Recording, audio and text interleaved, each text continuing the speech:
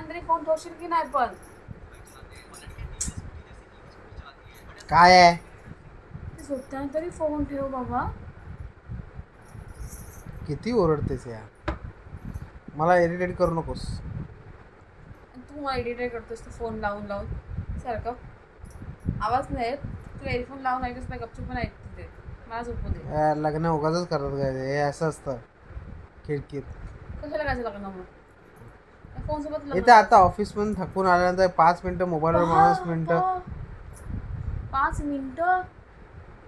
8 वाजता आलाय, 8 वाजल्यापासून वाजले किती? 12 वाजायला आले, 11:45 झाले. तर अजून किती तुला त्या फोनवरती घुसायच्या आतमध्ये? अजून बस.